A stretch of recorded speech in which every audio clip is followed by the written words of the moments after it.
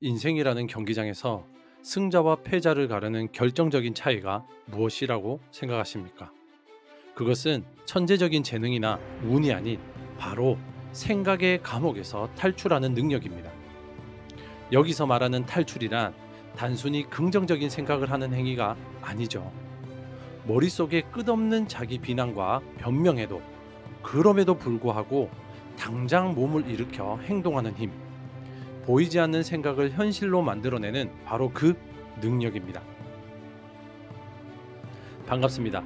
여러분의 꿈속에 들어가 억지로 걷게 만드는 꿈을 걷는 자입니다. 그런데 이토록 중요한 행동이라는 단어를 들으면 왜 우리는 무력감부터 떠올리게 될까요?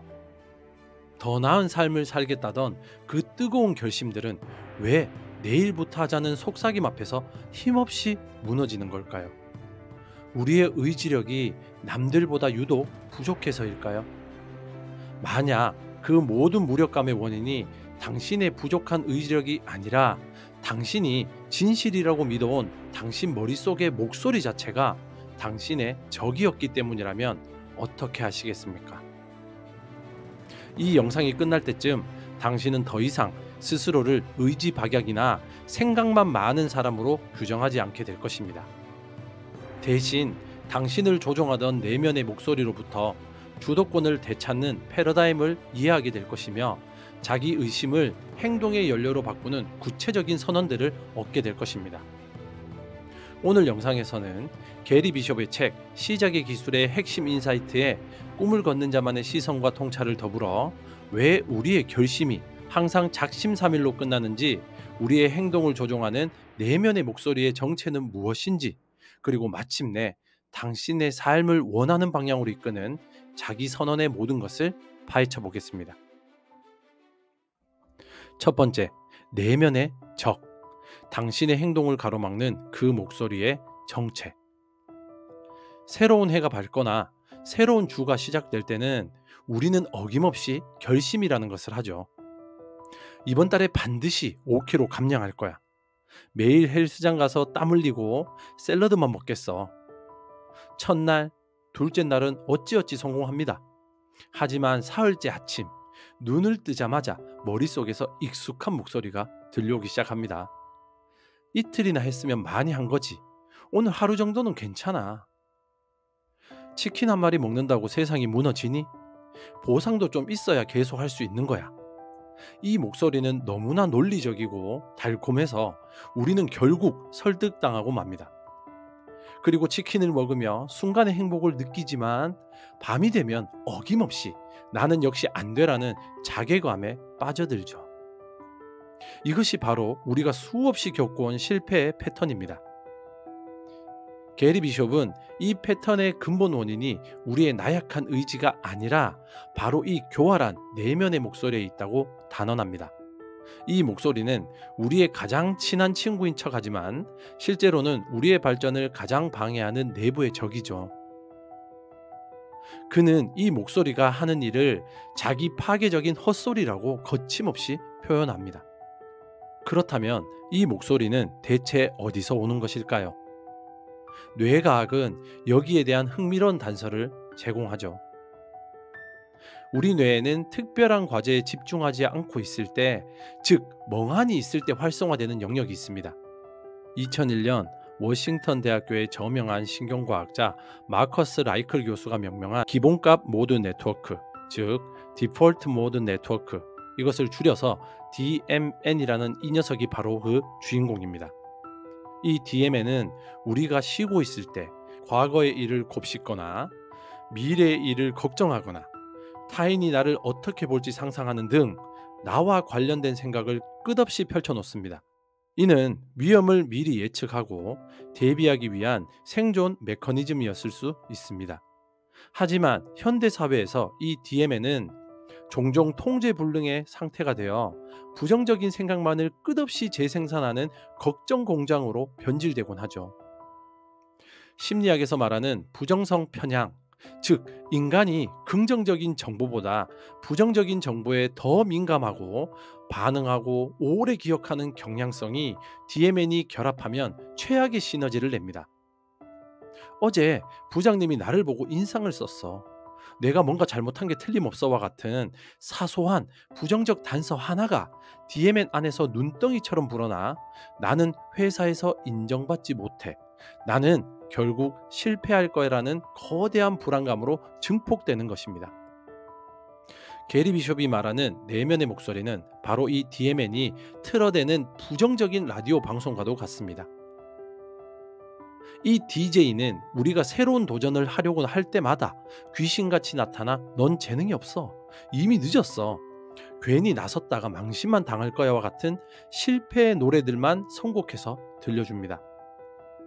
이 방송에 계속 주파수를 맞추고 있는 한 우리 행동에 나설 에너지를 모두 빼앗기고 무기력이라는 늪에 잠기게 됩니다. 비숍은 단호하게 말합니다. 이 지긋지긋한 방송을 끄려 하거나 DJ와 싸우려 하지 말라고. 대신 그저 다른 채널, 즉 행동이라는 채널로 주파수를 돌려버리라고 말입니다. 우리가 가장 먼저 해야 할 일은 이 목소리가 나 자신이 아니라 그저 내 뇌의 특정 영역이 만들어내는 현상에 불과하다는 그 사실을 인정하고 분리하는 것이죠. 그 목소리는 당신이 아닙니다. 당신의 삶을 평가하고 조종할 권리는 더더욱 없습니다. 두 번째는 그렇다면 이 게리 비숍은 누구인가? 자, 우리 안에 숨어있는 이 교활한 적의 정체를 알았다면 이제 그에 맞설 무기를 제공할 해결사를 만나봐야 되죠. 게리 비숍은 앞서 말했듯이 스코틀랜드의 글래스고의 거친 환경에서 자란 인물입니다. 그의 책이 다른 자기계발서와 확연히 다른 지점은 바로 이 위로 없는 직설에 있거든요. 그는 독자들의 상처를 보듬어 주거나 당신은 아무 잘못 없다고 말해주지 않습니다. 오히려 네 탓 맞아. 네가 그렇게 살기로 선택했으니까라며 찬물을 끼얹죠. 이런 그의 태도는 독일의 실존주의 철학자 마르틴 하이데거의 사상에 깊게 뿌리내리고 있습니다. 하이데거 철학의 핵심 개념 중 하나는 현존재, 즉 거기에 있음입니다. 인간은 그저 존재하는 것이 아니라 세상 속에 던져진 존재로서 자신의 존재를 스스로 책임지고 만들어가야 하는 주체라는 뜻입니다. 당신이 어떤 환경에서 태어났든 어떤 과거를 겪었든 그것은 이미 주어진 조건. 게리 비숍은 이 철학을 가장 현실적이고 대중적인 언어로 번역합니다. 당신의 감정, 당신의 생각, 당신의 과거사는 다 집어치워라. 그런 것들은 당신이 행동하지 않는 것에 대한 변명거리가 될 수 없다. 당신이 지금 무엇을 하고 있는가? 그것이 당신의 전부다. 이것은 긍정적으로 생각하라는 식의 안일한 조언과는 차원이 다릅니다. 비숍은 생각이 현실을 바꾼다고 말하지 않죠. 오직 행동만이 현실을 바꾼다고 말합니다. 생각이란 그저 왔다가 사라지는 파도나 날씨와 같아서 통제할 수도 없고 중요하지도 않다고 봅니다. 감정 역시 마찬가지죠. 동기부여가 될 때까지, 기분이 좋아질 때까지 기다리는 것은 영원히 행동하지 않겠다는 말과 같다고 그는 일갈합니다.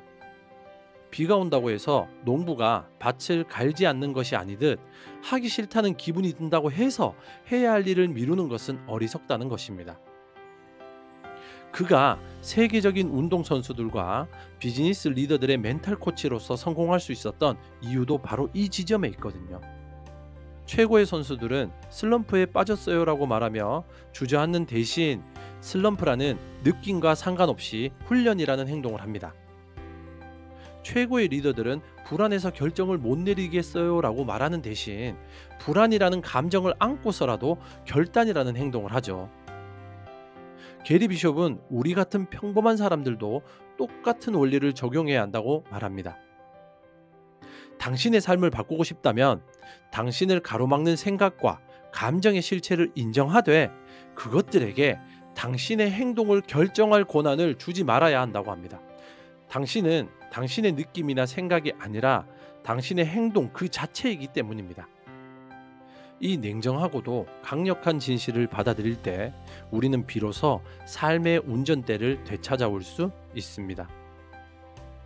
세 번째는 탈출의 첫 열쇠, 하고 싶다와 의지가 있다의 결정적인 차이.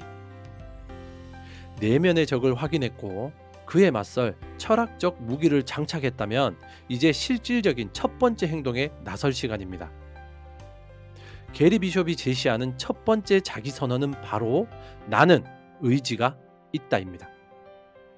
이 간단한 문장 속에 성공과 실패를 가르는 결정적인 차이가 숨어 있죠. 우리는 보통 나는 부자가 되고 싶다거나 나는 건강해지고 싶다고 말합니다. 하지만 쉽다라는 단어에는 아무런 힘이 없습니다. 그것은 그저 결과의 달콤함만을 바라보는 수동적인 욕망일 뿐, 그 결과를 얻기 위해 반드시 치러야 할 대가나 고통은 외면하는 비겁한 단어입니다. 그러나 나는 의지가 있다는 완전히 다르죠. 이 선언에는 결과에 이르기까지의 모든 과정, 즉 고통, 불편함, 지루함, 좌절감까지도 모두 감수하겠다는 능동적이고 적극적인 결단이 포함되어 있습니다. 나는 건강해질 의지가 있다고 말하는 것은 나는 새벽에 일어나 운동하는 수고로움을 감수할 의지가 있다. 나는 눈앞에 달콤한 케이크를 거절하는 고통을 감수할 의지가 있다.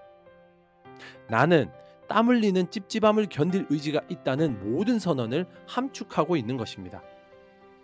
비숍은 말합니다.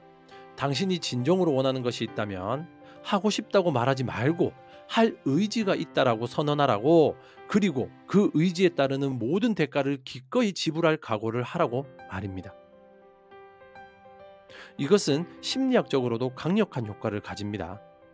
독일 심리학자 페터 골비처의 실행 의도 연구는 의지의 명확함을 보여줍니다. 그의 실험에서 단순히 크리스마스 연휴 동안 리포트를 쓰겠다고 목표를 세운 학생들보다 12월 26일 아침 아버지가 출근하신 뒤 내 방 책상에 앉아 리포트를 쓰기 시작할 것이다처럼 언제, 어디서, 어떻게 행동할지를 구체적으로 정한 학생들이 리포트 제출 확률이 월등히 높았습니다. 이것은 리포트를 쓰고 싶다는 막연한 소망을 나는 그 시간에 그 장소에서 그 행동을 할 의지가 있다는 구체적인 결단으로 전환시켰기 때문이죠.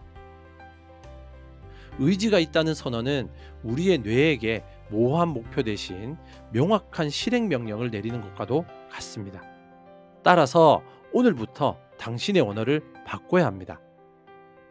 살을 빼고 싶다가 아니라 나는 건강한 식단을 유지하고 꾸준히 운동할 의지가 있다. 성공하고 싶다가 아니라 나는 성공을 위해 필요한 굳은 일과 지루한 반복 작업을 해낼 의지가 있다라고 말입니다. 이 선언은 당신을 수동적인 관찰자에서 능동적인 참여자로 즉시 바꿔놓는 스위치입니다. 삶은 당신이 원하는 것을 주지 않죠. 삶은 당신이 기꺼이 대가를 치르기로 한 결단한 그것을 내어줍니다. 당신의 삶을 바꾸고 싶다면 더 이상 원하지만 마십시오. 대신 그 대가를 치를 의지가 있는지 스스로에게 묻고 그렇다고 답한 뒤 행동으로 그 결단을 증명하십시오. 그것이 바로 시작의 기술의 첫걸음이자 가장 중요한 핵심입니다. 오늘 우리는 삶의 진정한 적이 외부의 조건이 아닌 내면의 목소리임을 깨달았고, 그 지긋지긋한 생각의 감옥에서 탈출하는 첫 번째 열쇠인 거창한 계획이 아닌 나는 의지가 있다는 단 하나의 결단임을 배웠습니다. 더 이상 할 수 있을까라는 의심의 목소리에 귀를 기울이며 하루를 낭비하지 마십시오. 당신의 임무는 그 목소리를 잠재우려 애쓰는 것이 아니라 그 소음 속에서도 행동하겠다고 스스로에게 선언하는 것입니다. 진정한 변화는 머릿속이 조용해질 때 시작되는 것이 아니라 시끄러운 생각의 공장 속에서도 내가 원하는 기계의 버튼을 누를 때 비로소 시작됩니다. 그러니 오늘 당신이 오랫동안 미뤄왔던 가장 작은 일 하나를 떠올려 보십시오. 그리고 하고 싶다가 아닌 나는 이 일을 하는 데 따르는 불편함을 감수할 의지가 있다고 딱 한 번만 선언하고 즉시 5분이라도 실행해 보는 것은 어떨까요?